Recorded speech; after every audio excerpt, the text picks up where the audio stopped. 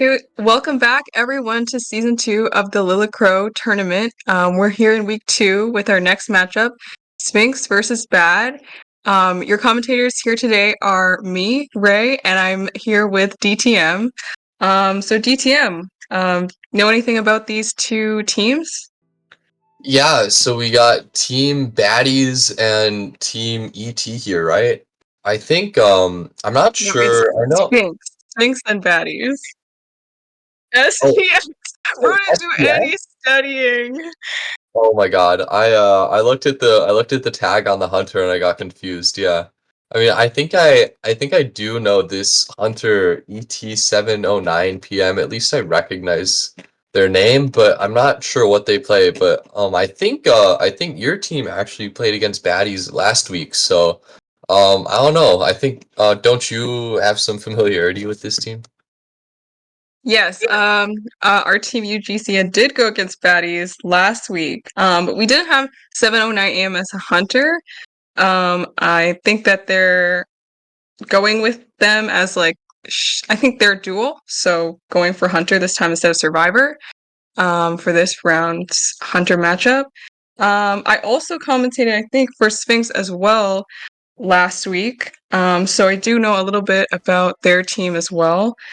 So yeah, Sphinx did really well in their matchup. I think they did win their matchup in that round. So definitely maybe a challenge for baddies here.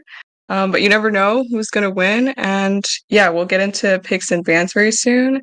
I'm pretty sure 709 is, from what I remember, a geisha and a night watch main. So, maybe we'll see one of those. Yeah, those are some really interesting hunters. I mean, Geisha and Nightwatch are both definitely really good on Eversleeping, which I believe is the map that we're playing on for round one. I mean, Nightwatch is going to be good on pretty much any map, but Geisha definitely has some cool dash spots. Like that 1 through 11 or whatever, and generally she can make some distance, especially if they pick something like a toy merchant. But it'll be interesting if we see that or if we see something more in line with the meta here. Yeah, if this first pick here is Geisha or Night Watch. Yeah, Geisha, especially with all her buffs recently, has been really strong. There are still a couple tricks that, if the Sphinx survivors know can counter Geisha and her dash a little bit. But you never know. Maybe 709 has picked up Ivy or Opera, and Sphinx needs to watch out for that. But yeah, it looks like the teams are ready to get going with the picks and bans, so we'll be seeing that right now, getting into it. hmm Yeah, absolutely here. So I'm really looking forward to seeing what kind of picks we get from these survivors here. I think hunters like Geisha and Nightwatch can be a little bit weak to support here. And we're gonna see the priestess and the patient being banned right off the bat there. I mean, patient is really good at getting distance, but you'd think that someone like Geisha would actually counter Patient. So maybe not planning on playing Geisha here. Maybe I don't think Opera or Ivy actually mind Patient too much. You don't really see Patient priority banned very often. I think Patient is pretty good against Opera, but no, Ivy could, I think, scare maybe out of his hook. But I do think, yeah, Patient ban as one of the first picks is not terrible. Patient's definitely a strong kiter and maybe wants to avoid, potentially giving themselves too many difficult targets to chase. But the survivors will pick Puppeteer and Barmaid as their first two.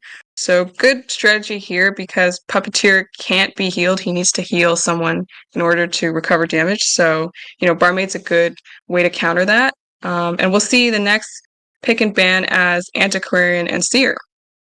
Yeah, Seer does always synergize really well with Barmaid if she does get chased. Seer's main weakness is that he is the weakest chase target, and a lot of 709's options here are going to be really capable of chasing a Seer here. We're also going to be seeing an FO band, and a Murklock, so they're going to grab their rescue here, and it definitely looks like Seer is the best chase here for pretty much anyone that 709 wants to play. So I think it's going to be really good if they can put Seer in a strong hiding area, or he can get a good rotation in and maybe get some distance on the hunter here. Yeah, especially if the hunter doesn't choose to go for Seer as well. Seer can give a really good support to the barmaid or the puppeteer or even the merc. It's a pretty strong team comp, looking like really support focused with barmaid and Seer. So maybe a challenge for 709 depending who they're going to choose. It does look like from the bans it could potentially be a Night Watch pick. Um, Not sure, but yeah. Also looking at the build names, interesting. We have Puppet, Dead Heart, YOLO, and TT. So, I'm not sure if that means the Seers got something like a Sui build, but from the looks of the names, that's what I'm thinking that they've got. Yeah, I mean, this is just anecdotal, but I've been watching some of the IVL finals recently, and they really like their Sui builds. Like, I've seen several matches where they just have 3 or 4 Sui builds.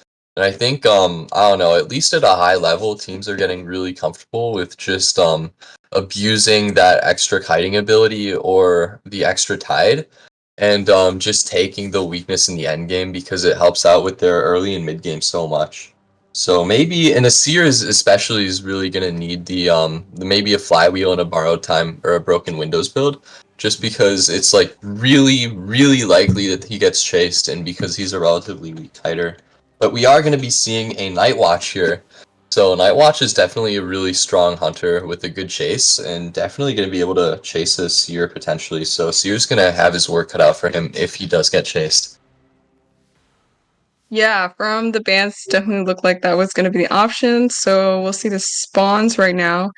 Oh, interesting. Honestly, I feel like Puppeteer should spawn to the right of Barmaid since it's giving him more access to better areas, and the rotations will probably be a little bit better in that sense. But yeah, we'll have Nightwatch spawn at Corner House actually, so might be a difficult rotation for both survivors since Graveyard's a little bit far now, and the next best area is maybe middle two-story for that seer. Yeah, you don't actually ever really see survivors spawn at Backgate in that area there, so that's definitely a bit unusual here.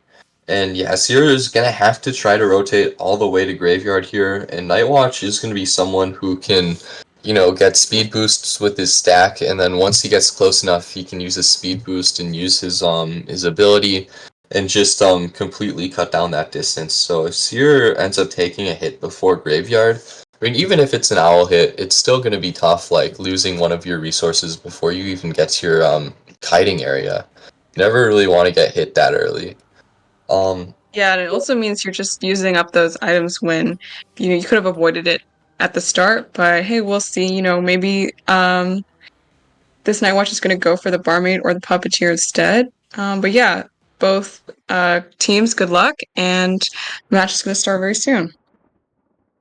this is going to be the first round, first half of SPX versus Team Baddies. So really looking forward to commentating this.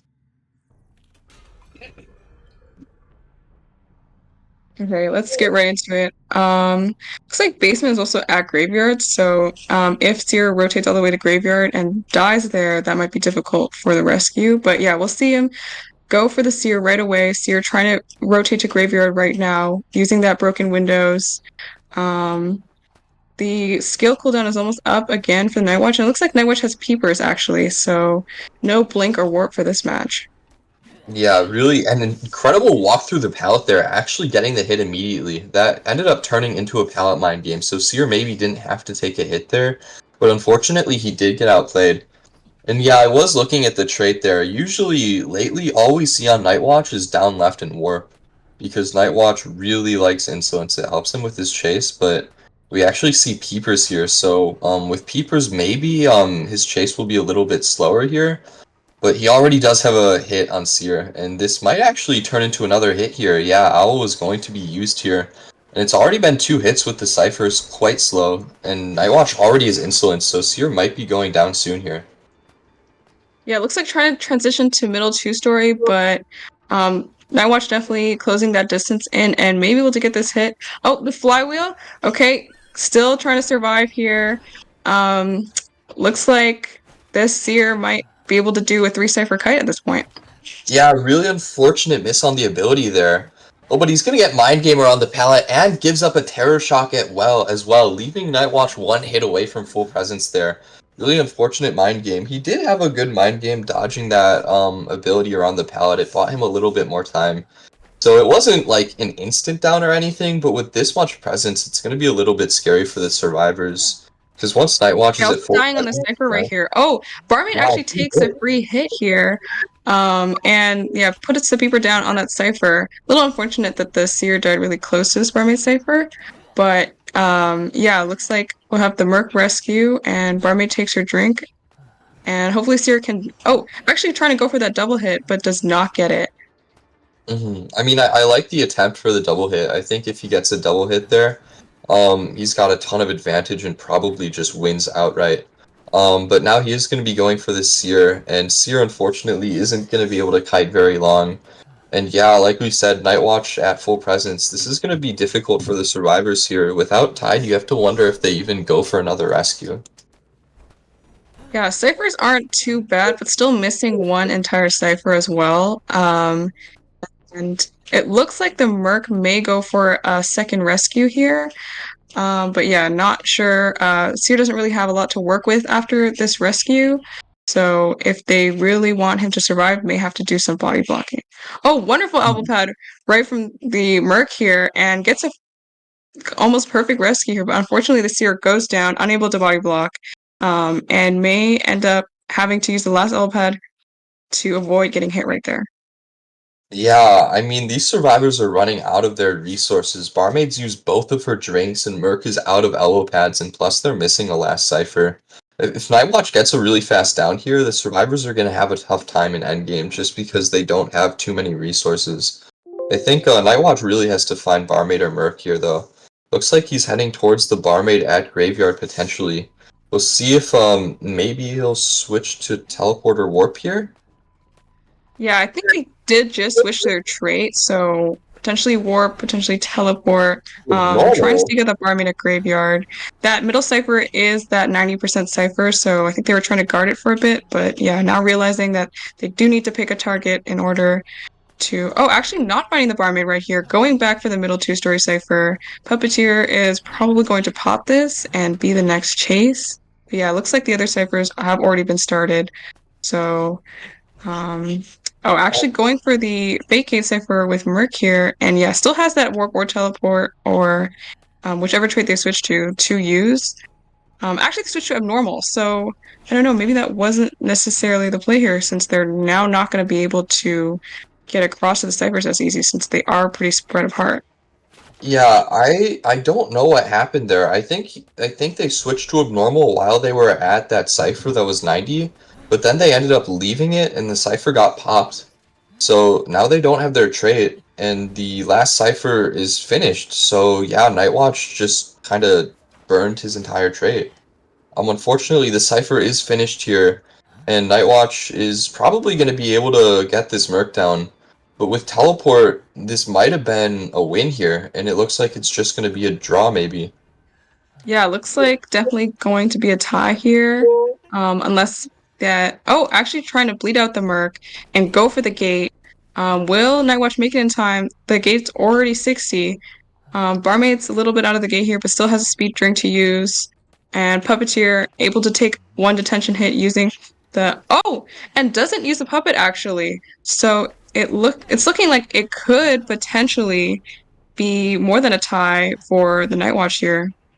Yeah, that was really nicely played by the Nightwatch, getting to the gate in time, and unfortunately, Puppeteer didn't use their ability, which probably would have bought them some decent time. At least maybe the Barmaid would have had time to heal the Merc, maybe, and I feel like that could have been a game changer.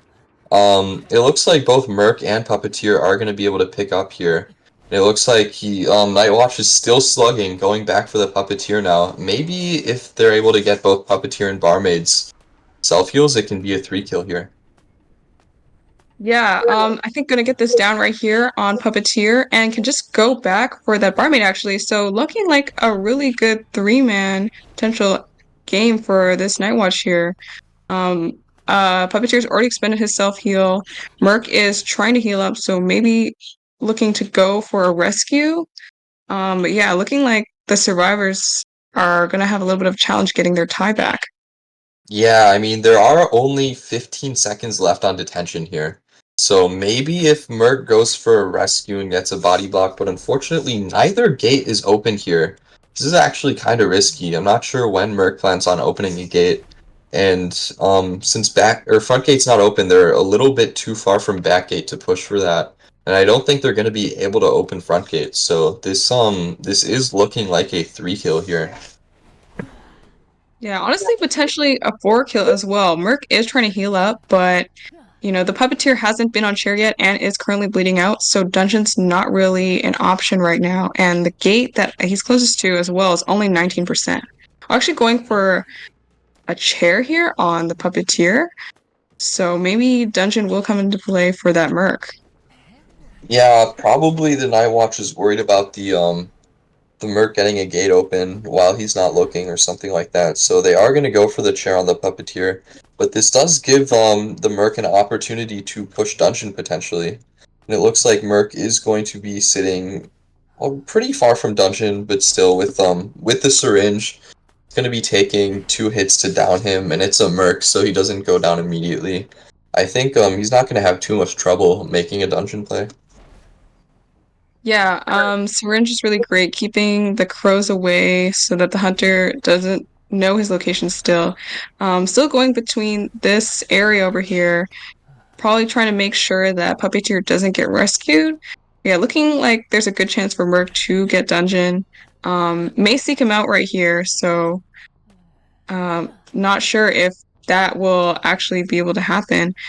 Nightwatch still only does have abnormal as well, so there isn't a chance for a warp or a blink play on dungeon. And it doesn't look like the Nightwatch is going to find him, so I think the dungeon is just going to be a be free for Merc. Actually, yeah, it just gets dungeon right away. So yeah, good job from Nightwatch actually with that end game.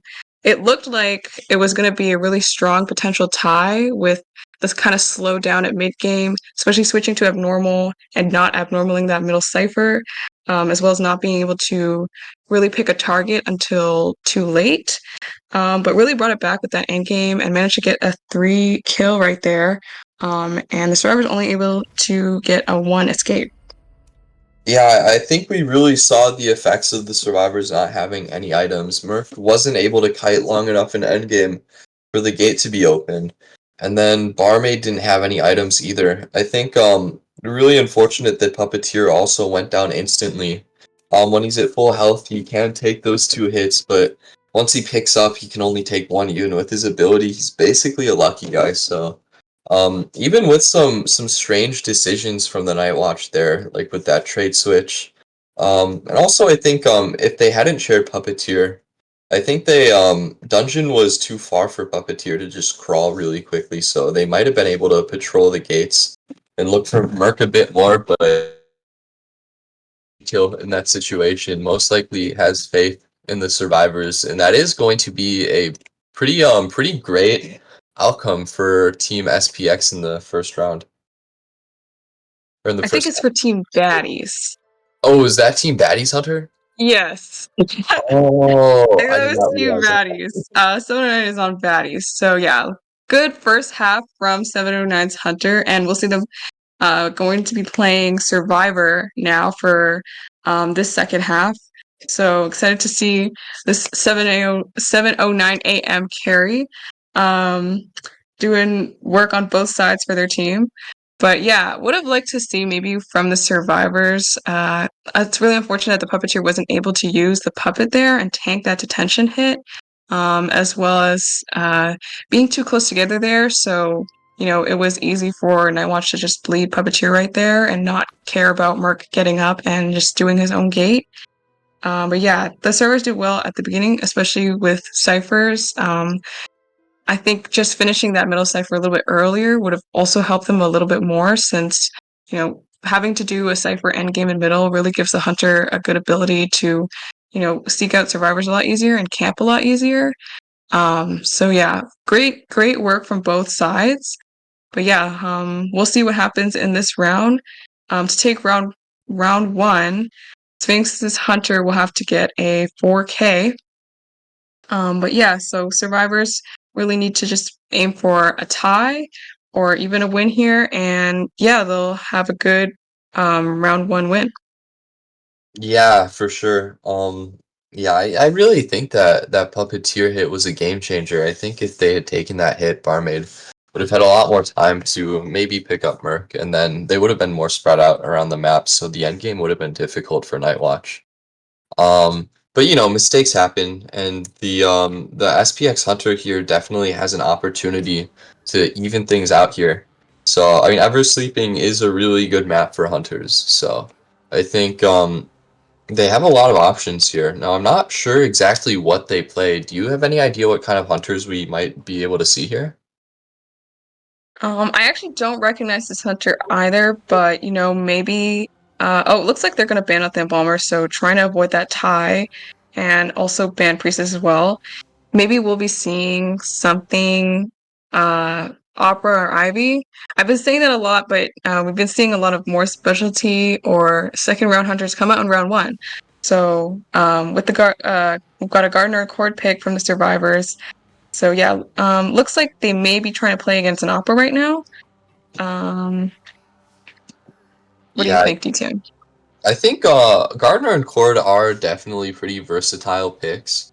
Really common to see them picked in the first two because you don't really mind losing them that much.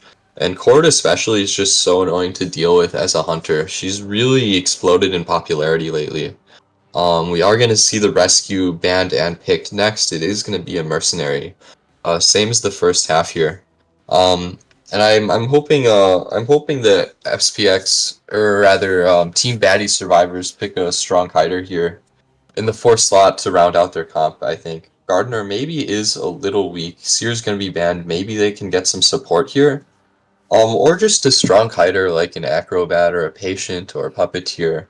Or some harassment like an antiquarian could also definitely work. An antiquarian is pretty solid against a lot of hunters here, though not Ivy. If it's an Ivy, they might have some trouble.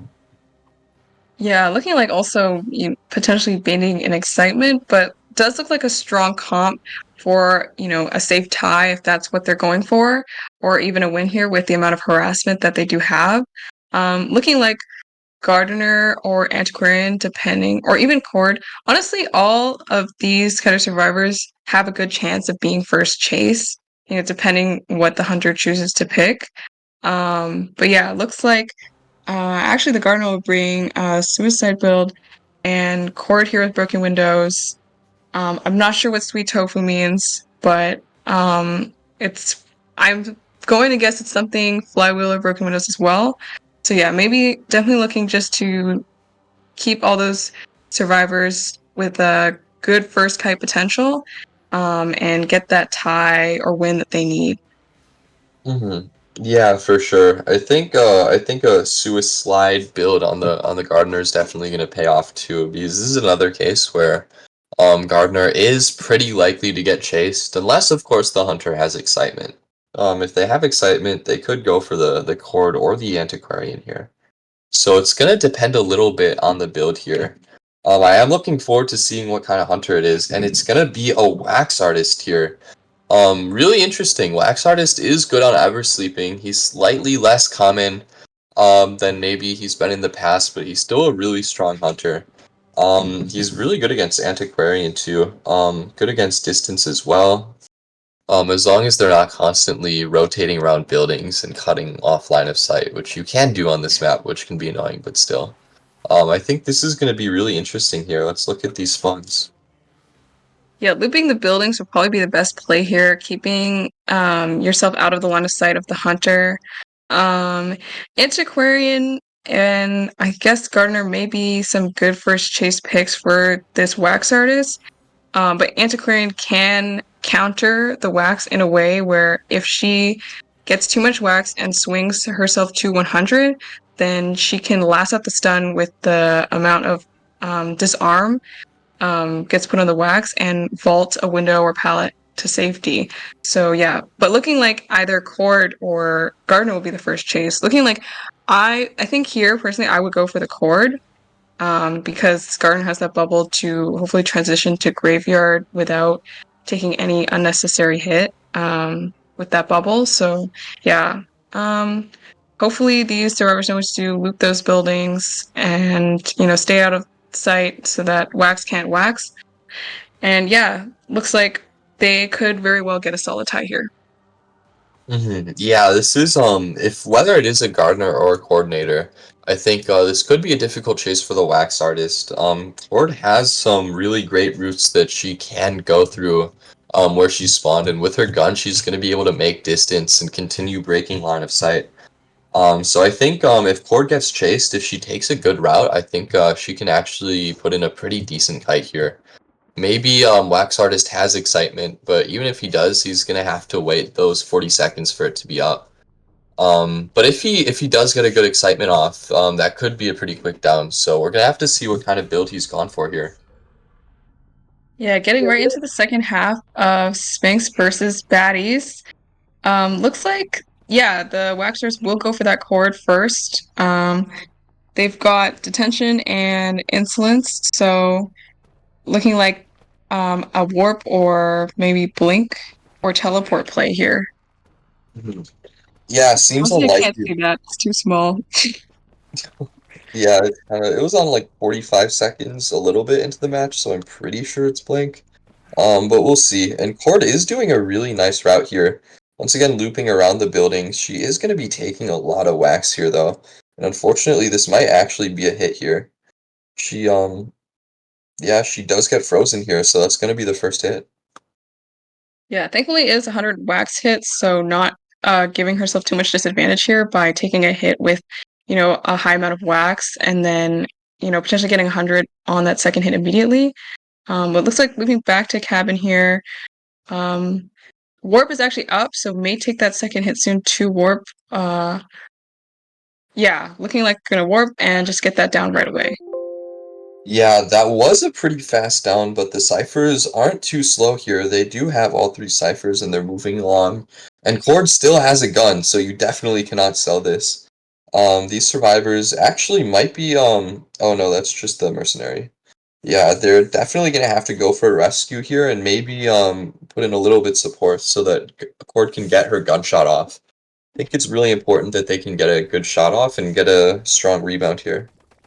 Yeah, that would be really ideal. And Wax actually did try to just wax off that Cypher just now, but it did get finished. So yeah, Cypher's looking pretty good. Great shot right here, very clear and able to transition towards 11s, which is good. Should be able to loop these 11s and the building a little bit more. Doesn't look like going to go for that though, just going to cut in 11s. Oh, Actually vaults into the Hunter prematurely, wow. but the Hunter isn't able to get that hit. Yeah, they were able to take a speed boost, but unfortunately, even with the rotation, that pallet was blacked off by the wax, and she wasn't actually able to, yeah, to go anywhere with that. Wax unfortunately did kind of miss the wax bomb. You're supposed to get both the pallet and the window. It's really tricky to get both of them at once, unfortunately, and it really didn't have much of an effect. Now, three ciphers are done, but they're missing basically their last two ciphers, and this cord has no item here. We are still going to see a rescue here, but Wax is at full presence. I think this is starting to get risky for these survivors. Oh no. Yeah, Cord may need to. Oh, doesn't go for any swing and unfortunately takes it down right there at the chair. Yeah, ciphers are also only just starting, so now looking like a really good game for the Wax Art, especially with that full presence. Warp is back up. Antichrist still has full stick to use, so maybe able to rebound off this rescue. Yeah, probably going to see a rescue come off from Merc. Still has 3 elbow pads to use. And yeah, hopefully they can get one of those 2 ciphers done. And yeah, maybe Antiquarian can kite for this middle 2-story cipher to get done as well. Yeah, unfortunately, oh, and Merc's going to be getting a double hit here. We are seeing how strong the hot wax is, and I really just question the decision to rescue that cord. You know, no item and Antiquarian is not the best rescuer against a full presence hot wax. And unfortunately, the flywheel gets baited by the wax artist there. Really great bait from the flywheel. And yeah, I mean, Merc's on the ground and they are missing a fifth cipher, so this is really looking like a strong potential 4 kill for this Wax artist. Yeah, definitely a strong game for the Waxers at this point. Yeah, I also agree with maybe saving the cord wasn't the best option right there. Just conserving your items and your secondary abilities like Flywheel would have been a lot better for the survivors to then be taking the second kite for the game. And just playing it safe would have been better since they only need a tie. And yeah, looking like it could be a 3 or 4 kill situation here. Last ciphers are only 20 and 26, so not really much of a good cipher to pick. Gardner picks up Merc here, but yeah, close together and looking like the Gardner's going to take this chase here. Yeah, we do have Hot Wax coming up soon. There it is. Can't get the hit through the window there. Unfortunately, Gardner is going to be running away. However, even with the bubble, yeah, she's gonna get the bubble hit and is at 96 Hot Wax. So not a lot that this Gardner can do. That is gonna be the down here. And Wax might be warping to the Cypher, or could just walk. He's pretty close anyway. I believe he knows exactly where this Merc is, so we'll see how long Merc can kite here. Yeah, sees the Merc right there at the window, blocking it out. Unfortunately, Merc won't do anything to react to this. Could have maybe gone outside towards 11th, but yeah. Um, Not sure what Merc is looking to do here. Doesn't take the drop hit and is able to get the elbow pad, which is good, but still looking like he's going to take 100 wax here and go down. Yeah, and yeah, that's gonna be the down on the Merc here. I'm not exactly certain if Merc still has self-heal. No, he did get picked up by the Gardener, so he should have self-heal still. But Gardner doesn't, Yeah, and yeah, Wax is going to be finding her pretty soon here, so we'll see how long she can kite here, but it's not looking too good. yeah, looks like this is most likely a 4 kill situation for the wax artist here. Trying to transition away, almost gets hit by the tram actually, but just misses. Fortunately, tram's not on Survivor's side today, and yeah, we'll go down to the hot wax. So all wax needs to do is down this Merc, and yeah, looking like a 4K game here. Yeah, Merc is trying to self-heal. He's at like 90 on his self-heal, is going to be picking up here, but he picks up in front of the Wax, unfortunately. Little bit of a mixed elbow pad there, but even with the elbow pads, he's got nowhere to transition to, absolutely nowhere to go, and that is going to be the game here.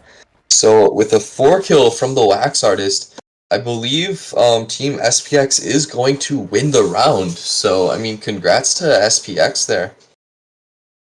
Yeah, seemed like it was going to be a bit of an uphill battle, especially with this comp, but ended up working out really, really well. Played that, especially that down at the chair was really crucial. I think that really changed the game for the Waxers right there. I feel like all Bounty Survivors needed to do was play it a little bit safe and just go for that tie and sell that core, especially since, again, she has no item. That area around the chair is also really open, as we saw at Endgame with the Merc. Just nowhere really for you to go. Wax is just going to hit you like that, and you'll get 100 really, really quickly. So, yeah, maybe that was a little bit of a misplay there from the Baddie Survivors. Yeah, definitely. I mean, it's just so risky to go for a rescue off of a full presence Wax. He's one of the strongest camp hunters in the game at full presence, and unfortunately, Antiquarian is is kind of weak to that. I mean, maybe if they had gone for some stuns, she would have taken the hot presence or from the hit from the hot wax. But if Wax wasn't able to swing, she might have still been able to make the rescue. I still don't think it's worth it because it's a cord with no item, but maybe Yeah, it's with still a really risky play. And yeah, especially like with the antiquarian, like you're gonna have to be reacting really quickly to taking that hot wax and then swinging. So yeah, maybe conserving items there and just staying away from the chair and forcing that wax to just camp until, the chair expires would have been the best possible play for the survivors. And yeah, they were a little bit behind on ciphers too, so I feel like that also really was a big issue for their game since rescuing cord had their ciphers been maybe around like 50, 60 would have been okay to go for that win gameplay, but yeah, looking like it's going to be a little bit of a battle here for round two. Um, I'm not sure what map we'll be on next, but yeah, looks like maybe our hunter will have to go for 4 killer here as well and try and get maybe potentially like a tie from their survivors on Batty's side. So yeah, what are you looking to see here, DTM? Yeah, I mean, you wanna take back round two here if you're team baddies. The point lead isn't that much. It's what is it like? It was so it's 6-4, I think, or 6-3. So it's like a 3 point lead, which isn't bad, but if you tie round two, then for round three, I think both your hunter and your survivors have to win. Or the survivors at least have to get a draw, and that's a lot of pressure, so they definitely wanna win round two here. So we're gonna be waiting on these map picks and bans. It looks like Team Baddies are gonna be banning Arms Factory, and SPX do get their map pick, which is gonna be Red Church here. So I think this could be tough if the SPX Hunter is really comfortable on Red Church. These survivors are gonna have to try to put something together here though to counter it. Without definitely Wax Artist not good on Church, so we'll see what maybe they can do here. Yeah, maybe won't ban the wax artist this round considering it's church. Church is a pretty strong map for both sides, considering it's small but also has a lot of areas to work with. Graveyard, looping church, back gate, like they're all really easily accessible areas because of the size of the map. So it could end up going well for the baddie survivors, and that's what they need to push for round three. Yeah, I think that the baddie survivors will go survivor first, which is good. You want to try and take pressure off of your hunter as survivors. Try and go for a win potentially, and help your hunter. Only have to go for maybe a tie or a one man. Doesn't necessarily need to be a 4 kill. So yeah, maybe try to take that pressure off of the hunter by survivors going first. Oh, actually, looks like they're changing their mind here, and they want the baddies hunter to go first. I actually don't know what's going on anymore, so maybe I just won't say anything prematurely.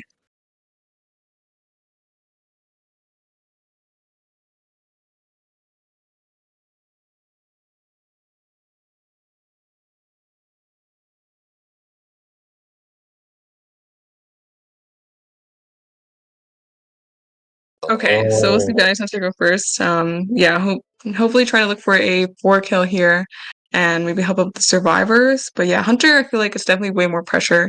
You're I think with survivors you can make a couple mistakes and your teammates may make up for that. But as a hunter, like everything's just on you. So, if you make a small mistake, survivors could capitalize on that and it could cost you, another kill that you could have gotten. Yeah, for sure here. I guess it is going to be the Team Baddies Hunter first then.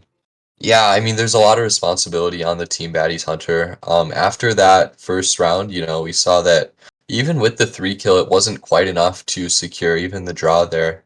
So it's going to be some pressure here. I think the Team Baddies Hunter definitely wants to play for a 4 kill to give their team the best chance at winning this round. We are also going to have a sub from Team SPX for their hunter, so we're going to be seeing a new hunter when Team SPX gets there, but that's going to be the second half here. So still have to wait on this match with the Team Baddies hunter, and I don't believe there's going to be a sub here, so it should still be 709, I think. Yeah, 709 did play really well in the first round. I would just say maybe the play wasn't super aggressive and, may have actually been able to push for a 4 kill right there. They maybe scattered out those gates a little bit more. I think they also could have just left Puppeteer on the ground for a bit as well and searched those gates a little bit more. But yeah, really strong gameplay from their hunter. So maybe looking, definitely to change that play a little bit and go maybe a little bit more aggressive to try and secure that 4 kill here. Yeah, for sure. I think even with some mistakes made, they were still able to get the 3 kill, which is very impressive. So, I mean, definitely overall a good end game there. Slugging the Merc was really smart in pressuring the gate, so I think they definitely made some strong plays. Um, so I'm really looking forward to seeing what else they can do here. We have everyone in the custom, so we should be getting started shortly. And now we'll have to see what kind of picks and bans we see. I think maybe Team SPX will think banning the Night Watch is worth it, so we might see something else out of this Hunter. I'm not sure what else they play though. Yeah, maybe they'll bring their Geisha in. I know they do play Geisha, and Geisha isn't too bad on this map. She's definitely a pretty strong hunter to place, against survivors with, especially with those buffs. And, a lot of time I feel like survivors aren't as prepared for dashes through walls, so could use that to their advantage if they do decide to play Geisha. Yeah, I'm not sure what else they play besides that, so we could see something else come out in this round too. But yeah, it looks like everybody is ready, so we'll get into picks and bans really soon. Yeah. When was Geisha buffed? I don't remember that happening recently. I don't remember what the buffs were. Okay, I don't read entirely what happens. Like, basically, people just tell me what happens, and I'm like, okay. But I think it was something to do with the increase or optimized her dash. And so I think before it was only with full presence were you able to do like through wall dashes. But now I think even without presence, you're able to dash through walls, like, obviously, barring that you get the right angle for that. So yeah, again, there are a couple tricks that you can use to combat that regardless. But yeah, maybe I'm not sure, but we might see Sphinx use those strategies in the play here. But yeah, looking like we'll get right into the bans. Psychologist and Priestess ban right away, and they are looking like they're going to respect ban that Night Watch. So no Night Watch to be available for 709. Mhm. What kind of survivors do you think they'll be picking here? I think they want to play some aggressive support here. There are plenty of supports that are strong on this map. No Priestess, unfortunately. Priestess is good. It looks like, oh, they switched off the Patient. It looks like they might just be going for the, yeah, there's the Patient. And they are going to be picking up some just strong rock hiders here, Acrobat and Patient. I think, the strength of Hospital is that you get a lot of really strong hiding areas. Like, you get Ruins, you get Hospital and Middle. And these survivors, they can transition and they can really abuse those areas as well. So Talk about the the wrong map. are we not on? Oh, we're on church. We're on I church. why did I think we were on hospital? That's really weird. I was imagining things. Damn, yeah, the sleep deprivation, the voices are talking too loud. Oh, that's my bad. Yeah, church. They're also good on church, so Yeah, still church is a good area to use and to loop. And yeah, have a survivor put down those transitional pallets will really help the kiter. But we'll see our next picks and bans, Antiquarian, and in response they choose a rescue, going for Merc here, and then a seer ban, and actually female dancer at the end here. Yeah, female dancer in church will be really good to offer that support. They've got two other really strong kiters, and a Merc to round things out as a rescue. So Mhm. definitely against Geisha, this is a pretty good comp, so, not sure. They may still choose her regardless, and just play to their own strengths as a hunter. But yeah, looks like a really good comp here from the survivors. Yeah, I really like the last pick with the dancer. They are going to be getting some support with that dancer, and she has some options on where she can set up her boxes. I think usually probably good to set them up in like birdcage or near hospital or something when survivors are trying to rotate into hospital. So something like that could be really strong here, and I think most hunters are gonna have trouble dealing with that. So yeah, something like Geisha, like you said, could be good here. Counters patient and can make up distance. Um, I think besides that, I don't know, maybe like a gamekeeper or something, but I'll have to see what they're comfortable with. Yeah, after choosing the talents, we'll see this hunter pick. So yeah, maybe a challenge here considering the comp is really strong on this map and just in general against most hunters. Acrobat and Patient really, really excel. And with a little bit of support from Female Dancer, does look like they may be able to do a really good kite here. Yeah, Antiquarian Seer does also look kind of like Geisha bands to me. So may just be choosing Geisha and, just trying to go for. I would say the Female Dancer is actually the best chase here. Going for the photo, Whoa. actually. Okay, never seen photo in Oh, tournament, but wow. uh, Yeah, honestly, if 709 plays pretty, plays Joseph correctly, honestly, usually you don't see people lose to Joseph, but there are times where Joseph can get a really easy forehand for himself. If they play to his strengths really well. So yeah, hopefully gonna see 7:09 a.m. here go for a four-kill as Joseph. Yeah, I mean, Photo. I think Photo has been played in like IVL a couple times. I think one time he actually got a four kill by some miracle. So yeah, I mean, Photo is one of those hunters that does get hard countered by communication. If survivors are communicating well, he can really struggle, but any mistakes can lead to a really big snowball for Photo. If he has a good first photo, if he finds a survivor really quick and shares them, the survivors are gonna have some trouble. Like, honestly, I don't have any experience playing Photo. I literally own every single hunter except Photo, so I don't know much about him. And they're Play gonna be going. photo like two times. Kind of like RB spawns here. Actually, not a bad strategy since like they're so far away that it's not going to be easy for Joseph to hit too many survivors on this map, even though it's quite a small one. But yeah, maybe looking to just take a photo right away, go for either the acro or the female dancer and try and down both of them potentially to slow down the game even more. But Mhm. yeah, really interesting. Haven't seen a Joseph in a while, haven't played against a Joseph in a while, so kind of a surprise pick there. I was really expecting a geisha. I was pretty much like, oh, so certain that it was gonna happen. Yeah, I think Photo is like the least likely hunter that I expected to see there. I probably would have expected a Hellember more than a Photo, not gonna lie. I think been getting played more, maybe. I don't know, but Yeah, it's especially with Photo. the camp. Hellenber, like, it kind of forces people to go for a double rescue or potentially like they just get, stuffed to the amount of pressure Hellenber Yeah. has. But yeah, getting into Oh, round two here, first half, with a Joseph. they do have two flywheels, so I think you can. Can't you flywheel the photo damage? No, you cannot do that. Oh, you can't. I swear Oh, someone told you me you cannot do could. that. I Bro, don't think you someone can do lied to me. All right, never mind. Yeah, they're cooked. We'll see how this first Okay. photo goes. Going against Idris. I mean, Flyman's still good. Probably avoid a blink hit right True. there. Mhm. Uh, yeah, taking a photo right away. Going for the acrobat's image, I think. And maybe we'll bring it over to the Merc. That may give him an advantage by, hitting the Merc and forcing that Merc to be unable to be healed. Oh, looking in the locker first. Acrobat is actually just right over that wall there. Oh, spots Yeah. him out. So yeah, definitely this is good for the Joseph. Should still have enough time to go for someone else as well.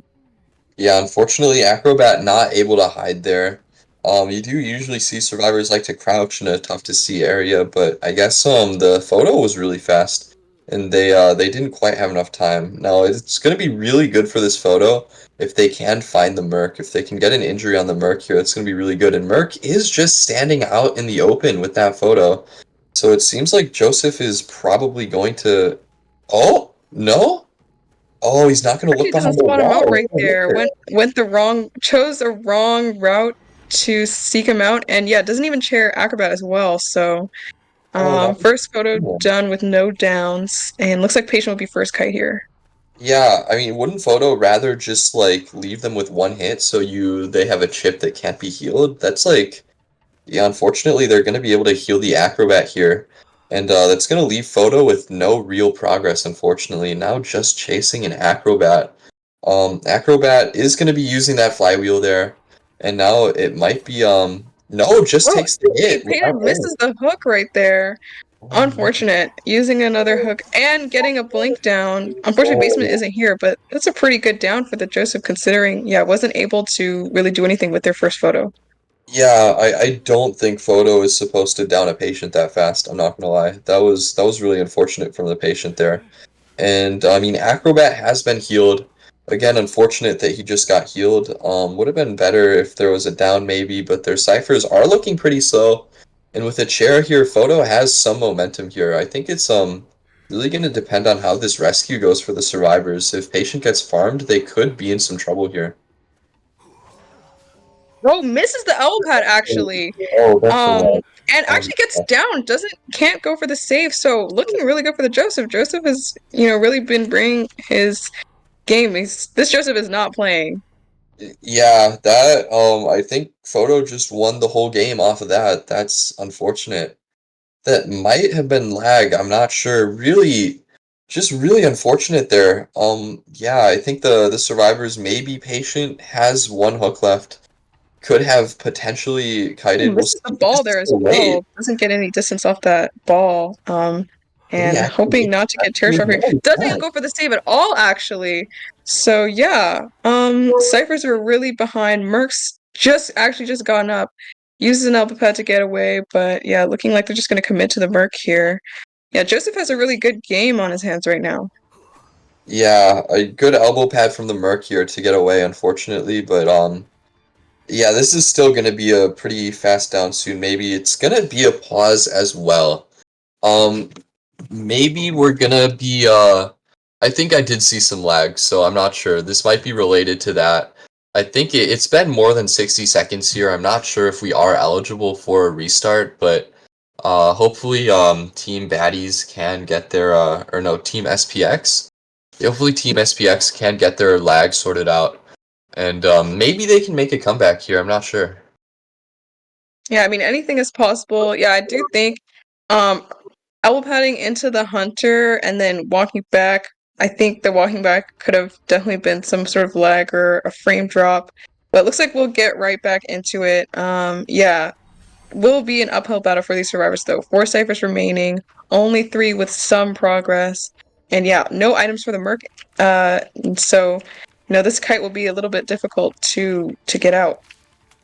Yeah, Photo isn't quite gonna get their card trick there, but they have enough distance to the Merc. Merc isn't quite gonna be able to make it to this pallet here, and that's gonna be the down right there. And yeah, these ciphers just aren't even close enough. Merc is gonna be on the chair, and Acrobat's injured as well. With only one person decoding here because they have to rescue this Merc, it's gonna be really difficult for them. This is looking like a 4 kill for this Photo. Yeah, I'm going to see another photo taken right here. Dancer is going to be forced to do the rescue if they do want to save the Merc. Again, Merc has no elbow pads or any other items to work with. Dancer could put a slow box down along the way on carpet, and hopefully with this after half Merc rescue, Merc can be able to put a little bit more of a kite, and the survivors can go for a one-man play here. Yeah, maybe. I think maybe if they get some dancer support, it could be possible, but once this photo ends, their ciphers are going to be getting slowed down even more, and they're missing almost like they got their last two ciphers at around like less than 50%, which is pretty slow. This is going to be pretty difficult for them, and it looks like Merc is just going to be being sold here. They're not even going to go for the rescue here, so maybe they could go for a dungeon play, but unfortunately neither of these survivors have been shared. It's going to be hard for them to make anything happen here. Yeah, it doesn't spot that dancer out, but does spot them out with card tricks. So yeah, Dancer's gonna have to use those boxes to the best of her ability and try and kite out. Blink is available again for the Joseph. Acrobat's trying to decode near graveyard, which is not ideal. That means they're kind of close together. Takes a hit right here as well. No Yeah, flywheel to work with. free hit is really unfortunate. I mean, maybe if she can get, yeah, she does get the slow box and misses the blink there because of the slow box. Unfortunately, the blink is gonna come up short here, so this could actually extend her kite. Really well played by the dancer.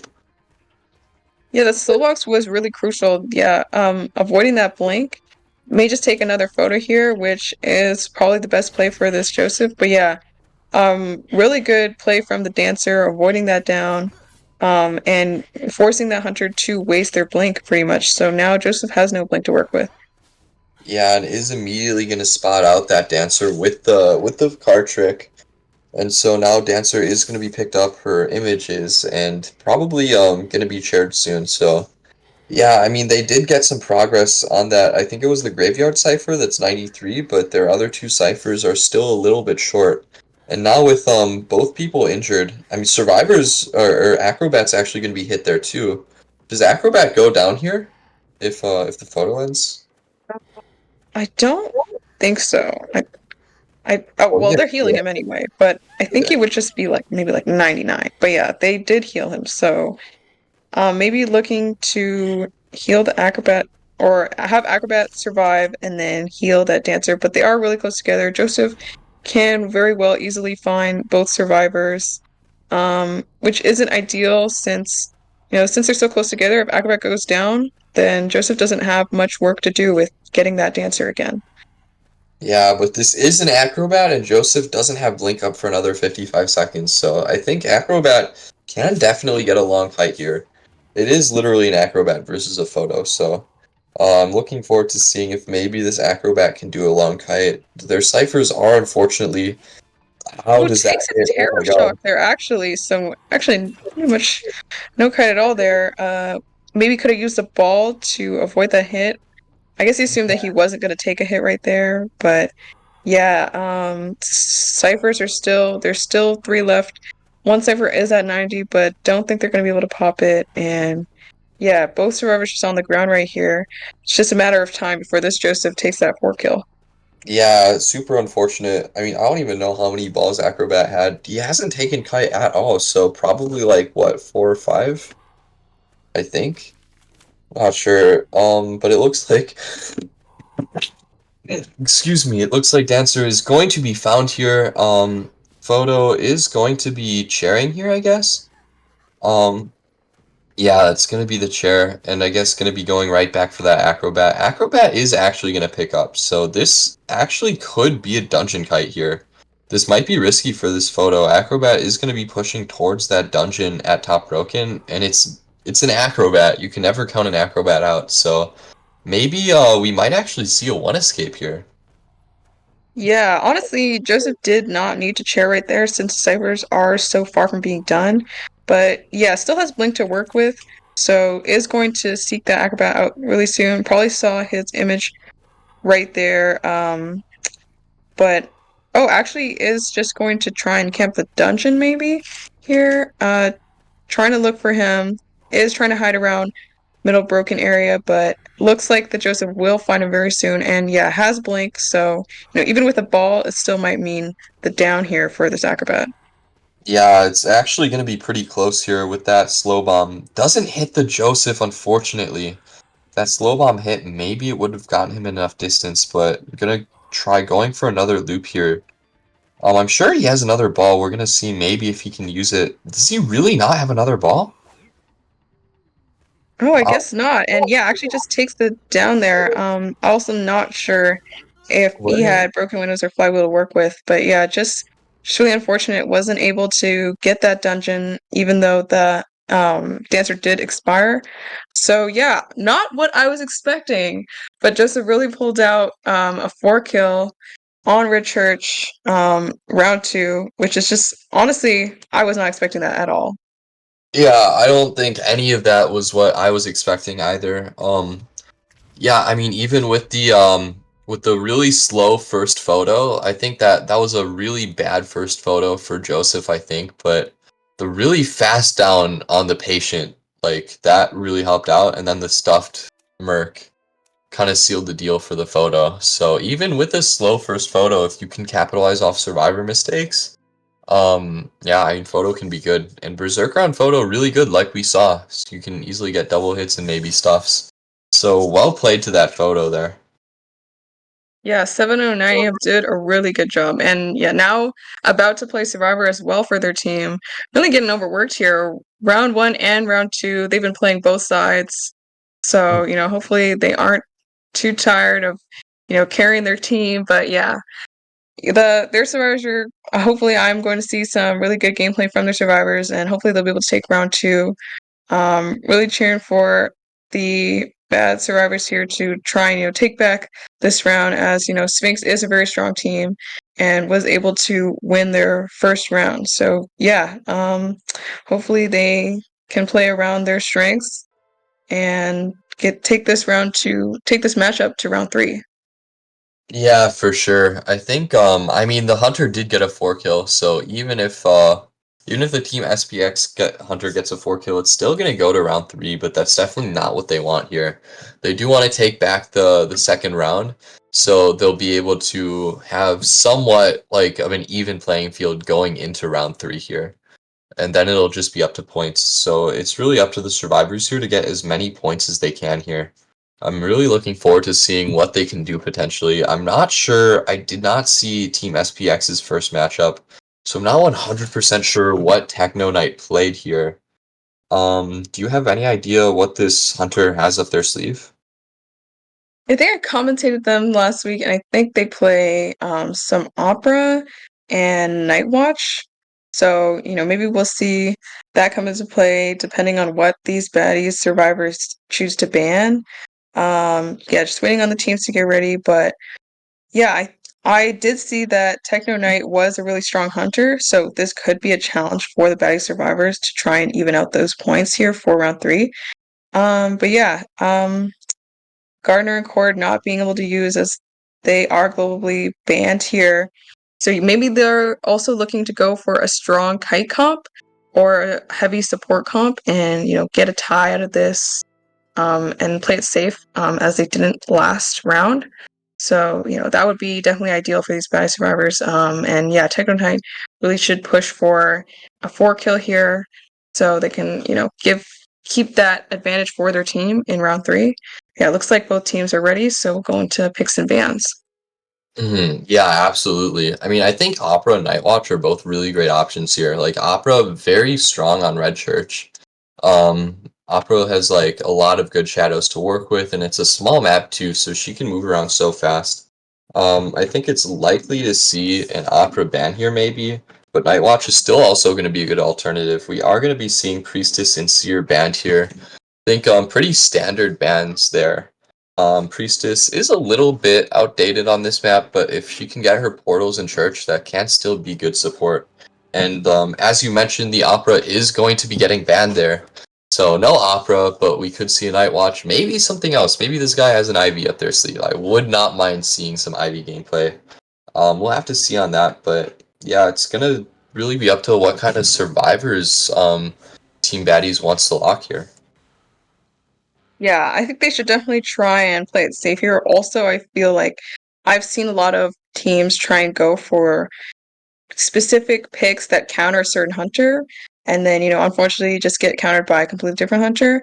I know, even my own team kind of did that. We were expecting one thing, and we played our picks and bans of the hunter to the hunter that we were expecting, and then, we got a night watch, and it wasn't exactly the best for our comp. So, playing a really balanced comp here to counter any hunter is really ideal on what the baddie survivors really want to go for here. Yeah, I do remember. I believe I was actually casting that matchup, and I was casting that match with the Night Watch. Really well played by the Night Watch, I have to say. The Night Watch was good, and unfortunately, the journalist was caught off guard with an unfortunate rotation, which really goes to show that a small mistake with your routes will get capitalized on really quickly by a Night Watch because they make distance so fast, and because they can get hits really quickly with their ability. So any small mistake is gonna turn into a big issue. We are gonna see a dancer and a patient and a cheerleader here, and this is really support heavy. I think this is like the most support we've seen on a comp so far, with both the cheerleader and the dancer. I mean, your team has a really good cheerleader, so I'm sure you guys are a big fan of the cheerleader support. Yeah, definitely. It really does, kind of make or break the game at times. Like even small speed boost or cheering that survivor is such a good harass. It doesn't stun, but if the survivor can keep kiting and you can keep helping them out, it really does force the hunter to split their attention, and it is difficult for them to get that down. So hopefully, we'll see some really good support from these survivors here. Yeah, this team comp could very well, with cheerleader, get countered by Night Watch. So, maybe giving cheerleader the safest spawn here might be ideal. Dancer and patient can easily just move out of range of the slowdown from Night Watch. And, of course, Gravekeeper, it's a rescue and most likely won't be chased. So yeah, hopefully, Cheerleader will be given a safe spawn and then, they'll be using her for support versus kiting. Yeah, that would definitely make a lot of sense here. I am a little bit surprised by the Gravekeeper pick. Usually, FL would be more common here, so I'm a little bit surprised. Gravekeeper is okay against Nightwatch, probably okay against most other hunters that that we could see here. So, but it's actually going to be a spider. Wow, that's pretty out of left field here. I wasn't expecting a spider, actually. Actually, Soulweaver is a really good play here. Can counter a lot of these survivors with that web speed up. They might not be ready to use their items or use them a little bit too late and could cost them, like a hook waste or, a cheer, using that cheer and still getting hits. So yeah, and it's not a hunter that you see very often. So I usually don't expect a lot of teams to be practicing against Spider. I know for us, we have, Fafa and I don't know, even though we don't really expect to see Spider outside there in like IVT and like these tournaments, we're practicing it against Fafa Spider. So it is a little niche, but it does mean, played correctly, can, very well easily get a 4 kill. Yeah, I think Spider is one of those like sleeper hunters that can be really dangerous to deal with. Not quite like meta is like one of those hunters that's like super specialty and only played on like literally two maps. Actually, usually only one map. Church even is a bit of a stretch. Although it used to be really good for Spider. I think lately Spider only really gets played on Chinatown. Although actually I was watching IVL finals and I think like XC played Spider on Lakeside and got a 4 kill, which was crazy, but yeah, it just goes to show that if you make any mistakes against a spider, like a missed hook, like you said, or a late shear dash, and take a hit, that's going to be a really big issue. You have to time your abilities pretty precisely, and any mistakes are going to be a big issue. So we might see a patient here get chased from the spider. Yeah, looking like Patient will most likely be that first chase. So Patient definitely needs to be really careful with his hooks, not use them, too late or even too early. If the spider is still, on that speed up, it is very likely that, they'll use a hook and still take a hit and now be on cooldown. So yeah, going right into the second half of round two here, Sphinx versus Baddies. Baddies Hunter did get a 4K in round one. So, all they really need to do here is kind of play it safe. Yeah, absolutely. However, Team SPX has the opportunity to even things up and take a really strong point lead going into the third round. So this is going to be a really important matchup here. It is going to be a patient chase, it looks like here. So we're going to have to see how this patient can kite. Usually Spider does like saving up some webs. However, with 60 webs, might be able to make a play here. Probably just going to break this out though. Yeah, seems like trying to transition back towards Graveyard. Um, okay, Whoa. uses the hook at a good time. Oh, not able to get that speed boost off that rock web. So yeah, safe and really good hook from that patient, able to get to Godkite and now in Graveyard. Yeah, that wasn't ideal at all from the spider. Unfortunately, ended up wasting 30 webs without being able to get a hit there. Really unfortunate. You don't want to be using webs like that if you can't secure a hit. And now we're going to be seeing more webs get used here, but Patient has a lot of distance, not able to get the hit through the window. And Spider has no webs now, so this is actually a really strong start for this Patient here. Oh. Yeah, just going to use that last hook on that pallet, and kite around here in Graveyard. May see him taking a first hit very soon. Yeah, not sure if they have flywheel or broken windows, but yeah, Spider still has blink to work with, so may see a down here very soon from the Spider. Yeah, there's the flywheel, but unfortunately just does absolutely nothing. Maybe if they could have flywheeled that first hit and made it to that pallet, that might have been a little bit better, but unfortunately, that flywheel didn't help. However, that was almost a 3 cipher kite. Looks like Spider's actually pushing for basement, but with this slowdown, maybe Patient can struggle? I'm not sure, it's gonna be a bit close. Wow, it Oh, actually actually does does struggle struggle. free. Yeah, Wow. unfortunate. It's gonna waste way more time. We'll probably see it down and will go to basement regardless. But yeah, wasted more time, and they were able to pop their ciphers. Their third cipher's to 68, and they've started one of their last two as well. So yeah, looking like it could be a tie game here. Blink is still available, but yeah, for the survivors, that was a really good kite from the patient. Utilize all three hooks pretty well. So yeah, just the advantage here with Spider's Basement and breaking all these boxes in church. Yeah, and now the question comes, how do you handle the rescue? This is a patient with no items in basement. So I think maybe an after half rescue would be ideal, but it looks like Gravekeeper is potentially already coming in, but this is gonna be really close. Does Grave plan on this is like just after half. This is actually really poor timing from this Gravekeeper. Might have been able to buy more time if they waited a little bit longer. But this should still be a pretty consistent rescue from Grave. It is hard to get stuffed here. So we'll have to see how this rescue goes. Oh no, that's really unfortunate. Yeah, waited a little bit too long there and had the web back up for the spider to use. Yeah, really unfortunate. Honestly, could have also seen a cell play here since, yeah, not sure what patient can really do. Leaving basement. Maybe they were trying to go for a win play here, but again, yeah, just unfortunate down from the Gravekeeper with that failed rescue. But we do see a blink change to warp, so trying to Oh, give themselves more map control and cipher control since they are on last cipher, regardless of that down in basement. yeah, they are going to use the warp, and it does get a little bit of pressure pushing the cheer away from the Cypher. However, Dancer is going to be coming in for a rescue here. Uses a slow box as well. And that is just going to be, yeah, a shovel and a hit there. So Grave is going to be able to get out of basement here. However, Dancer is so slow, is going to be webbed and shot there, or downed. So, dead Dancer in basement here. For the Cypher, their last Cypher is already 60%, so maybe they can push for a draw here. Yeah, just unfortunately that Gravekeeper doesn't have any more shovels to work with as well, and has the web. So Spider does know exactly where he is.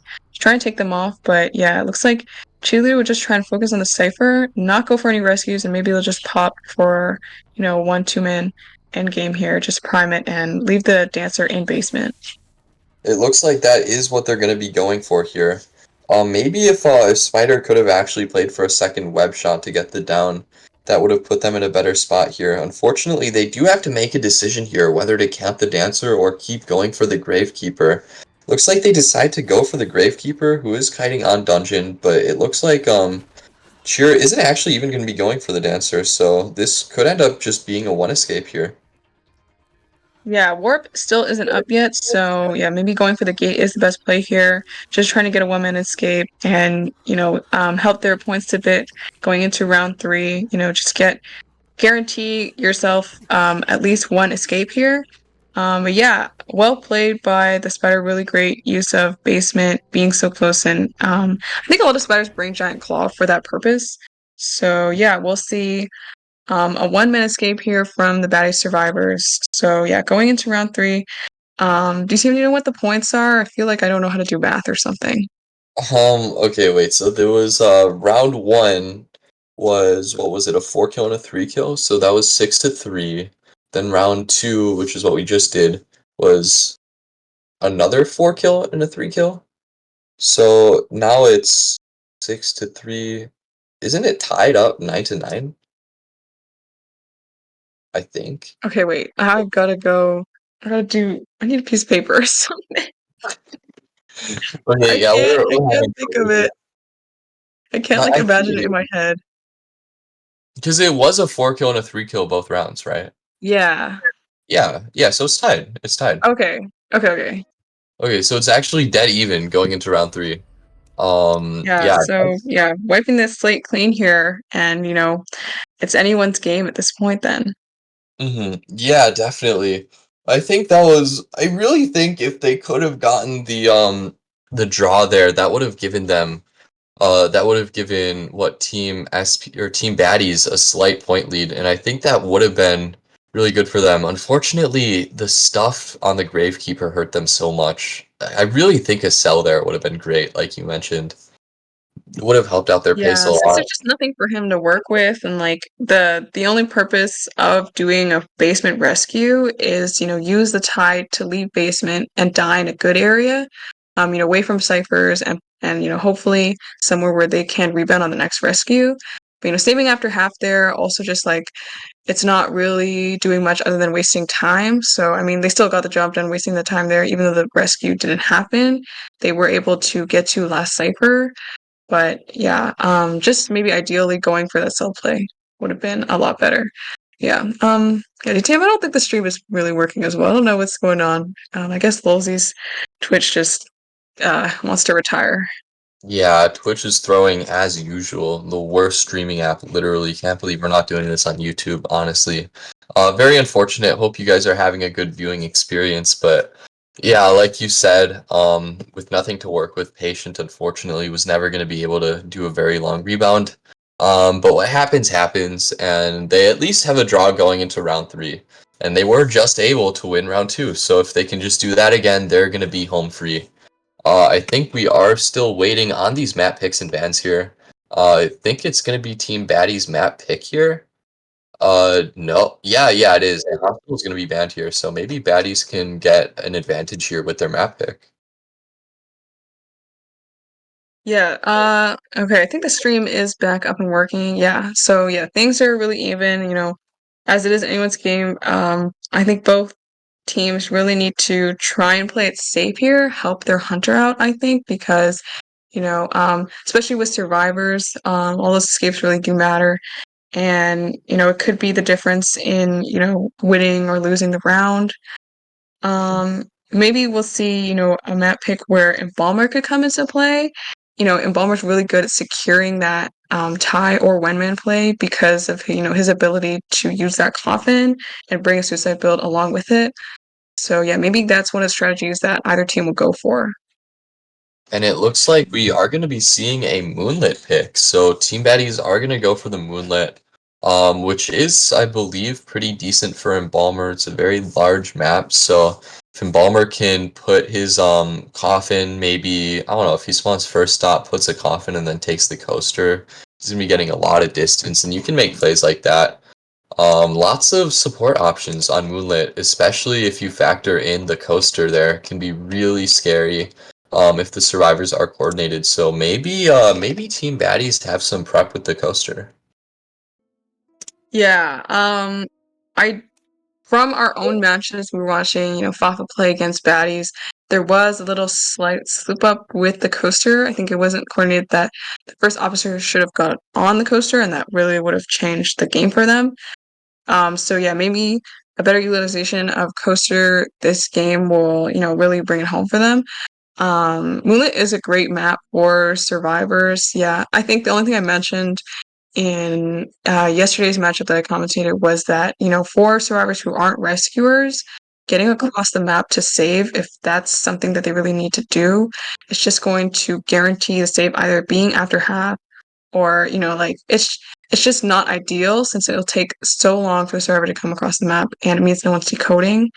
Let's say if, in that matchup that I was commentating, it was endgame, Merc's getting chased, Barmai's on the chair, and the acro is forced to go across the map from all the way at two-story to four-stop to save. So yeah, that's the only downside I would say to Moonlit for survivors. But other than that, they've got a lot to work with. So yeah, maybe the hunter will choose something that has a lot of mobility as well. Yeah, absolutely. And in other news, I think we've just been informed that we actually have a special guest appearing.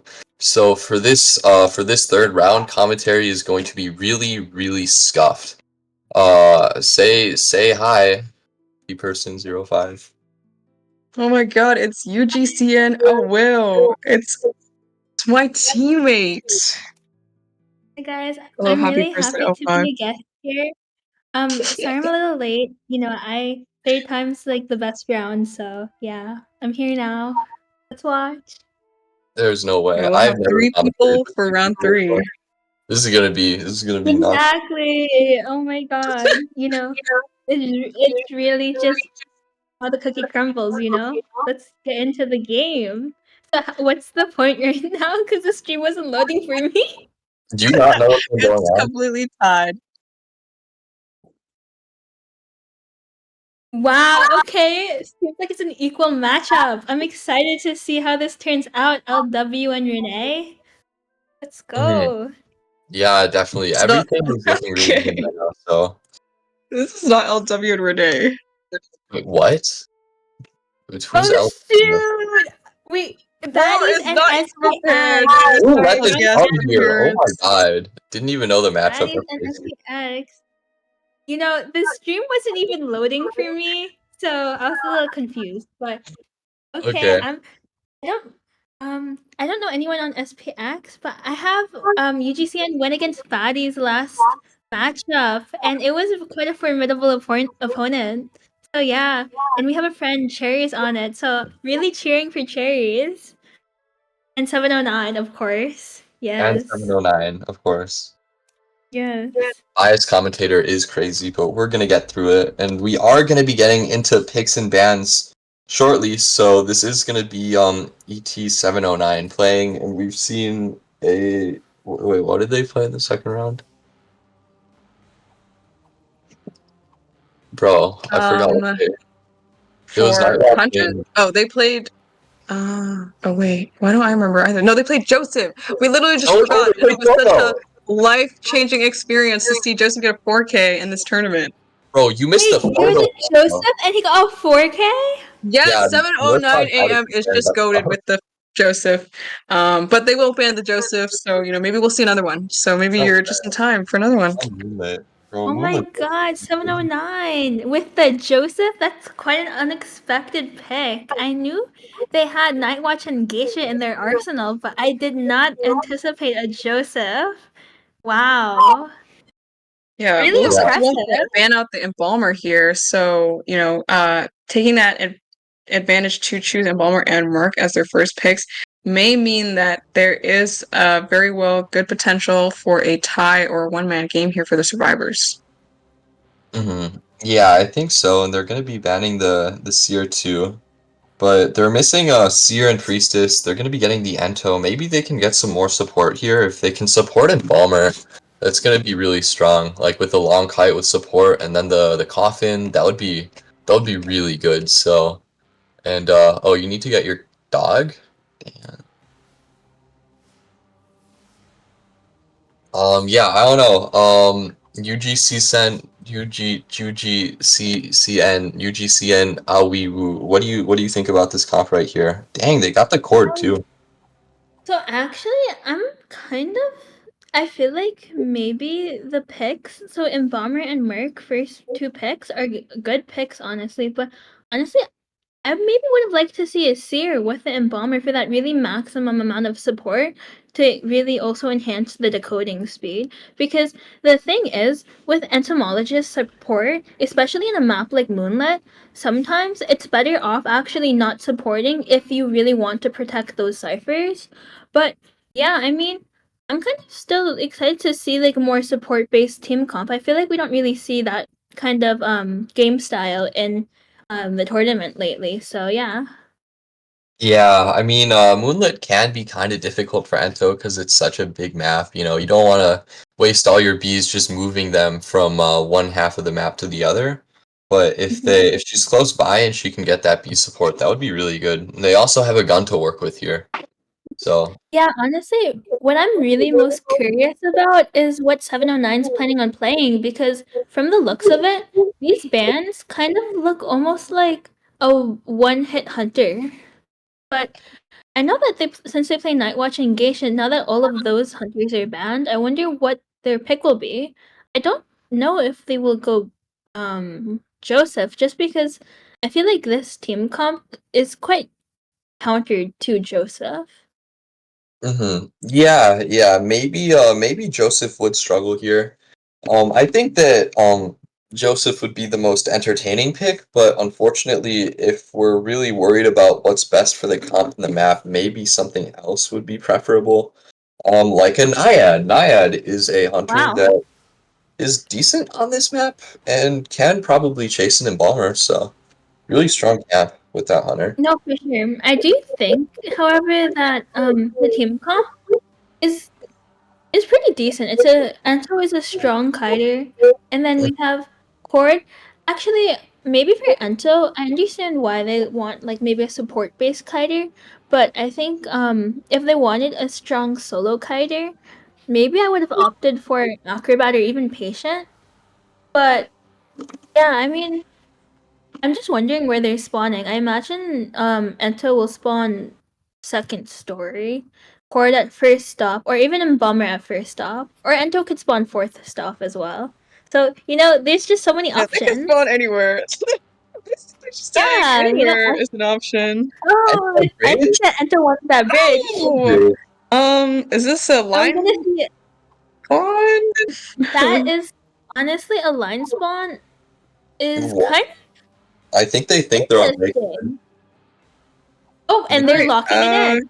okay, Good for go to them. choices by the survivors. Very interesting. Honestly, not terrible considering what they've chosen for their comp and like the areas that they're each in. They could really play to their strengths here. See, Knights spawn at 2-story. But yeah, doesn't look like Ento can really support from so far away. It would just be a waste of time, but Ento support is pretty good against Naiad. So yeah, looking like a Balmer or Cord would be that first chase. Yeah, Mhm. I think going Yeah. for Cord would be really good here, just so Embalmer can't take first stop to third.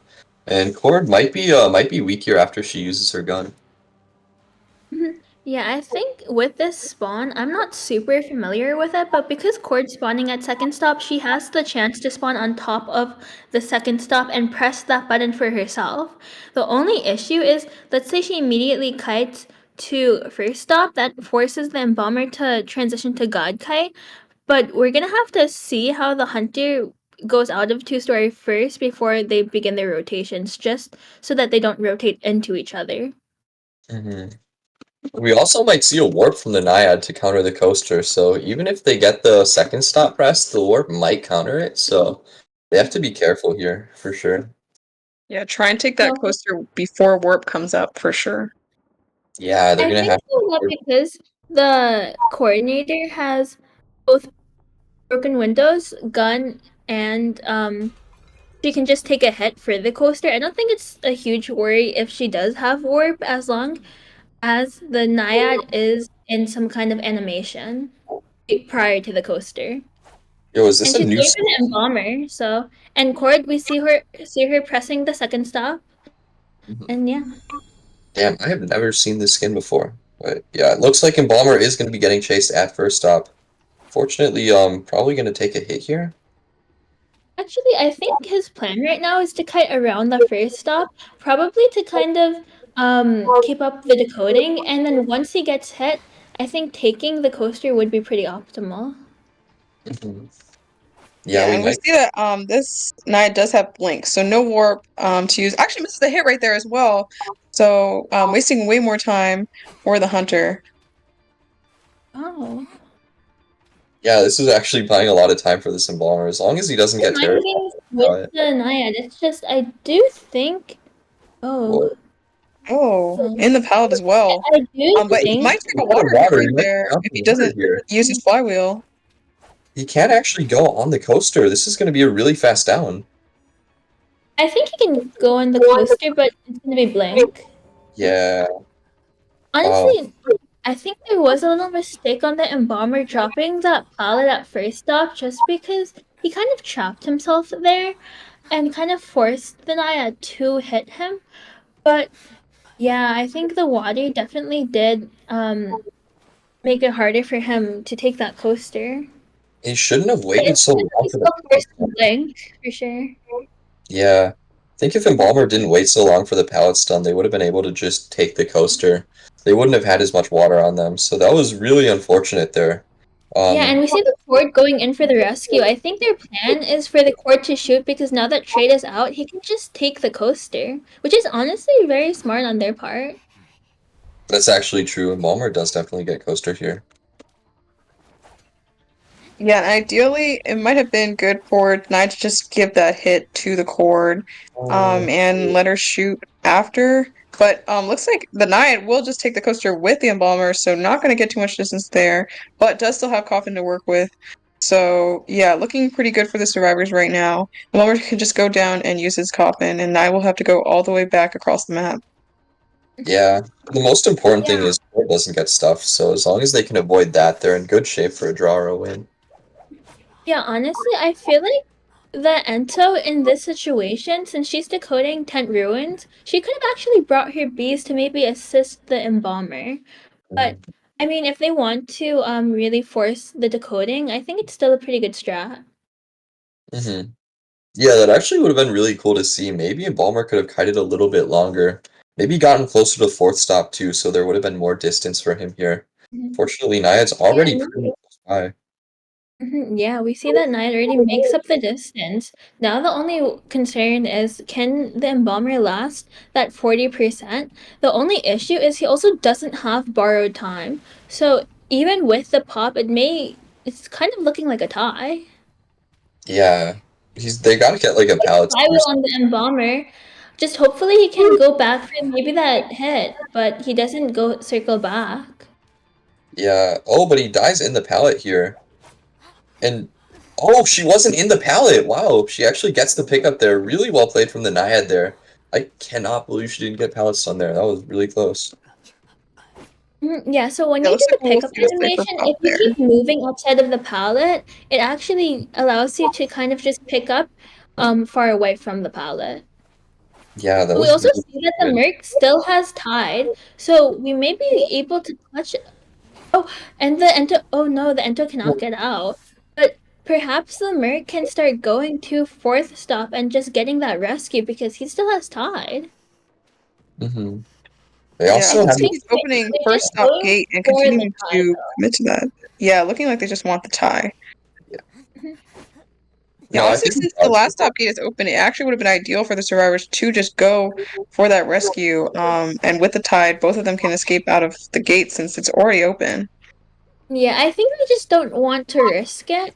But I feel like Hmm. in this case, it may be worth risking just because it is a merc with the elbow pads. But I understand why they wouldn't. Oh, good on their part as well. It's So also good a job. Naiad, though. It is a naiad, I agree. But with three elbow pads, you could probably dodge the water to like dodge it and save because let's say she tries to make a big puddle, then you just elbow pad to the chair, you know? Yeah, that's actually a really good point. If they did that, they probably would have had a guaranteed three escape. So really interesting that unfortunately they didn't end up going for that play. Yeah. I mean, honestly, I'm sure that they have faith in their hunter to get maybe a 3K or 4K. So hopefully we can see that. Yeah, for sure. Now it's gonna be, I believe it's Tech Night hunting, unless we actually see a sub, but I'm not sure. I don't think there was a sub.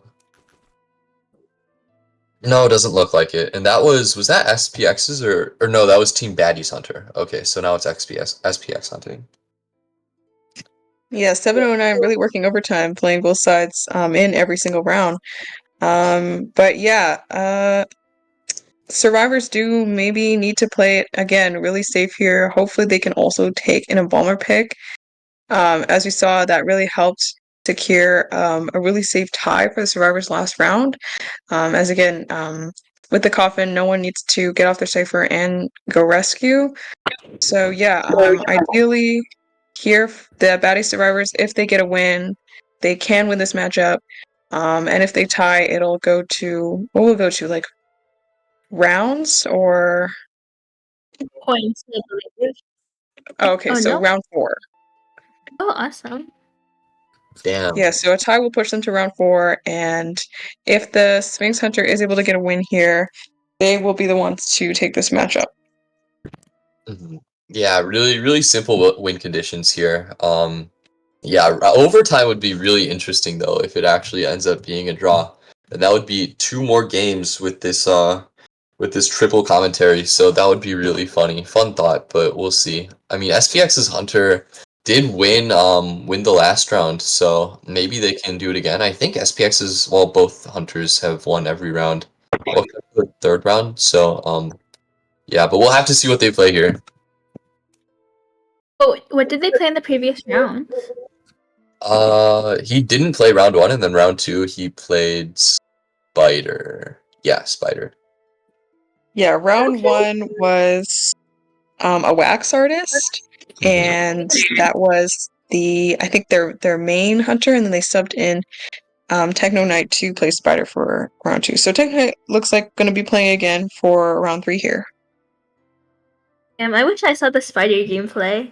I love Spider gameplay. Good job, SPX. You know, we love to see that old character rap, you know? Mm-hmm. Right, Yeah, just like Papa. it was a Yes. fun match. It was a slow early game, but then a basement stuff, so they ended up getting a 3 kill. Yeah, so getting Yeah. into picks and bans here, Serum Priestess right away, not going for that Embalmer ban as well. So Baddies has a chance to just pick that up and go for a similar game to the Sphinx Survivors.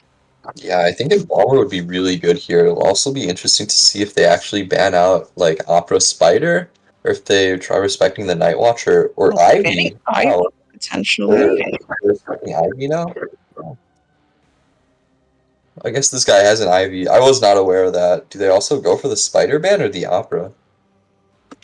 See, Yeah, still I would delivering here. actually Actually, went Yeah. for oh, a wheel and ban. it's none of the So, above. No, I wow. actually don't think this is a good map for Spider just because it is kind of a free kite to loop broken carousel or working carousel. So I do think a breaking wheel ban may actually be more optimal.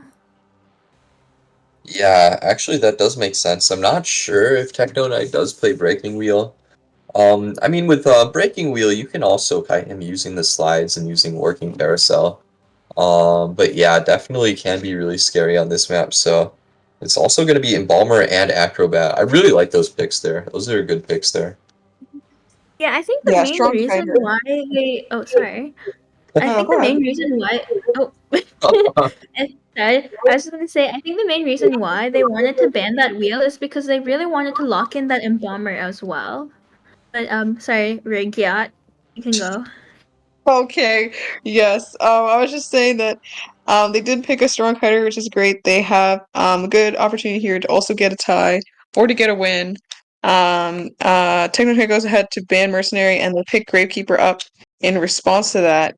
So yeah, would I like to see honestly maybe a Wilding since I feel like he has a lot more mobility on such a big map like Moonlit. But Gravekeeper is still a good choice. So yeah, just waiting on the last pick and ban. What do you guys think would really round out this comp here? Mm, I honestly think that with this Gravekeeper ban, or not Gravekeeper ban, but Gravekeeper pick, maybe they're trying to target ban a specific hunter of Techno Knight, though I'm not mm, sure which one. Does Techno Knight have Opera? yeah, I think they do. Yes. Yeah, so then I don't know why. I don't think Gravekeeper is the most optimal pick, but yeah, honestly, I think Antiquarian with Acrobat and Embalmer are really strong picks for Opera, and it looks like they might just want to go for that tie to hopefully go into round 4 or even a win. Yeah. I think if they set up their coffin really nicely and if they use Coaster, it's definitely possible to get a win here. Especially if they keep that coffin up for endgame. That can be really strong and difficult to deal with if you end up having a coffin at the gate. It'd be really, really troublesome for the hunter here. And I think, like you said, Appa probably going to be the most likely pick here. Maybe a Night Watch, maybe a Gamekeeper. I don't know. I mean, neither of those would be that bad here. Although Gamekeeper And is you kind never of know. Maybe Techno Knight also has a photo that he wants to use on Moonlit against his comp, and we'll pull out a Yeah, 4K out of it. we see him going full gold. Oh my goodness! No, okay. I feel like Techno Knight is actually a fool's gold main. I feel like I've seen him before, but I was honestly thinking of Helumber for some reason, but clearly not. Okay, Anyway, Hallenberg would have been really hype. I'm not gonna lie, I would have been really excited for Hallenberg. Fool's Gold is still okay though. I don't think Techno Knight plays Helumber. I think I'm just imagining something. But She looks into anyway, replacements, yeah. yeah, so actually I'm really excited to see this Fool's Gold pick. I do think Oh, oh, also and good they're for the also line spawn as opting for the well. line spawn. Yeah, Honestly, good for them. Maybe we need wow. to adopt this for UGCN. Did this become really popular? Honestly, they're cooking with us, so maybe we gotta cook too, bro. But yes, I I do think this spawn isn't bad considering no matter where the hunters spawn, it should be easy access for a locked cipher perhaps. Like no matter what happens, Acrobat probably can just easily rotate towards 10th, 4th stop. Anti can do almost the same. Oh, and I think he might chase the Antiquarian. I don't really think Anti may is the most optimal chase, but honestly, I might be proved wrong. So who knows? Let's see it. Yeah, I mean, maybe could still go for the Acrobat as well if Antiquarian doesn't really pan out, but I don't know. We'll have to see. Unfortunately, I don't know if there are any easy ciphers to pressure in this area while they're chasing. I know Fool's Golds love to like throw their pickaxe at ciphers next to their chase and get some cheeky like chip hits while they're chasing, but Mhm. maybe this map is so big it's hard to do that, but we'll have to see. I'm not sure what the Fool's Gold gameplay on Moonlit looks like lately. Yeah, Yeah, it's I would quite a big actually. open map. So, oh Mhm. wait, you go. Yeah, I would actually say that because Acrobat is such a strong kiter, he may not be the best target for this Fool's Gold, but we can also think about Antiquarian is the best support, so it might be better to actually get her out early game so that she can't support for, let's say, the Acrobat, Gravekeeper, or Embalmer late game. hmm Yeah, getting rid of that support would be really good. They are still going to have the Embalmer though, so you always have to watch out for that. And if Antiquarian kites you really hard, it's going to be for nothing anyway. But hey, maybe this Fool's Gold is super cracked and doesn't care about Antiquarian. Yeah, Let's honestly, I think he's going for that anti. Doesn't get too much distance, but he does see the anti. looks like Yeah, we're she. transitioning away, going towards fourth stop. Um, Trying to avoid those walls here so it doesn't give a free pickaxe hit. And doing well so far, going for the hit. Just gonna kite around these two pallets. Or transition straight to tent. Maybe Acrobat can leave that area and give it to Auntie to kite here. Yeah, and misses that stun actually. So unfortunately, this could end up being a chip or a hit. Wow, misses the other stun. As well. Oh no, free hit Um, there. Honestly, very good on Techno Knight for being patient with his pickaxe because Antiquarian was kind of trying to dodge it without really letting him do anything. So yeah, good Mhm. on Techno Knight. No, yeah, really well played. And that chip hit, wow, good flywheel though to do Why that hit. will? And the follow-up Nice stun here, gonna be able to job. make this pallet. Very well played, but is she dodges under Wow, the okay. Wow, that pal done They're amazing from really Cherries, showing forcing him enforcing to use the the blink. blink. Yeah, Ooh, Really good on cherries. incredible gameplay right there. The fire. ciphers are a little bit slow though. I'm imagining that Embalmer had to do a really long transition to second story. Gravekeeper probably prioritizing taking that second stop cipher, and then Acrobat doing 10th. So I do think the ciphers are a little bit slow. Yeah, these ciphers might be slightly slow here, and Acrobat's actually going in for the rescue with no tide here. So unfortunately, Antiquarian has no stick. She might just be going down here. And he walks through her pallet too. No pallet stun coming out either. Very fast down there, no rebound. Yeah, not much you can do without Tide, and our rescuer is all the way across the map, so it would have been a little bit difficult to get that save before half. And I think it might be looking like a sell here. Grave Hero still looks really far away, so it doesn't look like Antiquarian will be getting rescued here. Last three ciphers, 30, 40, and 20%. So yeah, definitely a little bit slow. Maybe a little bit difficult of a tie here for the survivors.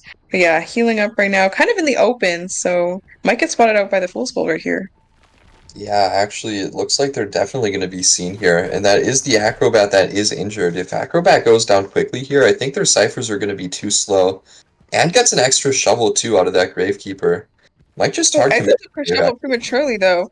So, yeah, it Ooh. takes a hit right there as a result of just exiting the shovel, um, assuming that the fool's gold was going to be on the acrobat. So yeah, taking a kind of free hit right there as well. Mhm. Looks like also going to be committing to the Acrobat now. Now that they've gotten the free hit on the Gravekeeper, that extra hit is going to be really helpful because that's their only tide, and they definitely want to have a tide here if they want to push for a draw here. Acrobat definitely needs to kite. However, they're not healing their grave. This could be really risky for these survivors. Damn. Yeah, and like you said, they also were able to get a chip right there on the embalmer as Acker did kite towards Embalmer Cypher. So this rescue from Embalmer is going to be a little bit difficult considering they've already taken a chip. Oh, trying to spawn the coffin right there. Ideally, spawning it closer would have been a lot better. And yeah, now it doesn't look like can even go for the rescue as Full Gold blocked off that two-story exit. Just a little bit of a misplay here. I feel like could have just gone straight for the chair, spawned the coffin, and in the event they get stuffed, they can still make the save. So yeah, not looking like a tie here for baddie survivors. Yeah, it's unfortunate because they were just starting to catch up on their ciphers a little bit, but now with everyone injured here, it's looking just a little bit too slow here. Acrobat is going to be expiring on chair soon, and it doesn't look like they're going to be able to make that rescue, which means this Fool's Gold only needs to get one more down here. And I don't think that's going to be too difficult here with both of them injured. Maybe if they can finish the ciphers, they could push for a dungeon kite, but it's going to be really difficult. Yeah, injuries across the board. Cypher's nowhere near being done. Trying to heal up. So again, it looks like they're healing in an area where they're easily able to be spotted out, but doesn't seem like, oh, I think the Fool's Gold has spotted them out. Yeah, just healing in a safer area would have been way more ideal. As you know, taking the extra time to hide from the hunter and then healing would really guarantee the safety of that heal as well. So yeah, looking like um, Fool's Gold is definitely going to be getting a win here. Um, Gravekeeper would chase, but Shovel on cooldown and Blink to be utilized, so yeah, this down might be pretty quick considering. Oh, they're really well played with the chips too. Getting both of those chips, unfortunately, Gravekeeper strayed too close to the carousel. And now it looks like it is just going to be a chair on the grave. Fool's Gold knows they only need to get a 3 kill here. So they're just going to chair Gravekeeper and allow the Embalmer to maybe pick up, or chair Embalmer and then go for the coffin. Either way, it doesn't matter. Embalmer isn't going to be able to make this rescue here, it looks like. So even if the Embalmer clutches Dungeon, it is going to be the win for SPX. So we'll wait for the match to end, but it's looking like there's nothing that Team Baddies can do here, unfortunately. Yeah, no tug really available to them with the ciphers. And yeah, it just seems like a matter of time before this embalmer gets found. Coffin is across the map, which may help since this Gravekeeper may expire soon and there's possible dungeon play here. But yeah, dungeon is not super close to the coffin as well, so you know, it's Fool's Gold's still not spotting out the Embalmer. Looking around for stop, but Embalmer is making a beeline for the dungeon spawn. So yeah, looking like it is very possible that this Embalmer can get dungeon. Yeah, I mean, Gravekeeper hasn't quite gone down, and it's actually going to be a trump card to warp there. Looks like actually the coffin is going to be placed directly onto the dungeon, which I believe guarantees it. So even if Embalmer goes down here, it's going to be the guaranteed dungeon, and Fool's Gold is just going to be yeah, takes the down, and Embalmer does rebirth. So that's gonna be the dungeon and the one escape, but SPX do win. So congratulations to Team SPX here. Yeah, and good job to baddies for, not giving up and not letting the hunter and that other team take as many points away from them. Considering it is still group stage, but gameplay was really great from both sides. Antiquarians, forcing out that blink was really good. Even though they missed that first hit with that stick there, still was able to kite long enough for blink. Just that the ciphers were a little bit slow, and yeah, with no tide and no other items to rebound with, not much that she could do after the first rescue. Yeah, absolutely. I think unfortunately that first rescue was just too fast.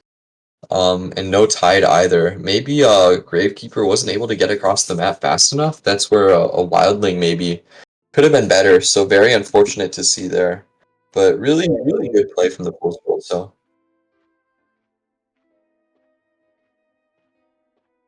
okay. Okay. Okay, well, yes. So congratulations to SPX. Good job in this matchup, and good luck to both teams in their future matchups. Gameplay was really great from both sides, and yeah, thank you guys for watching this one, and stay tuned for our next matchup, which is actually I don't know DTM what the next matchup is. Yeah, our next matchup is in 7 minutes, and our host Lolzy is kicking me and my partner Ray out, so we're gonna have to leave very soon. But you guys don't have to leave. You guys can watch the next matchup in 7 minutes, less than that probably. So you guys have fun with that. Thanks for watching. This was a great matchup, and I'm looking forward to seeing the next one.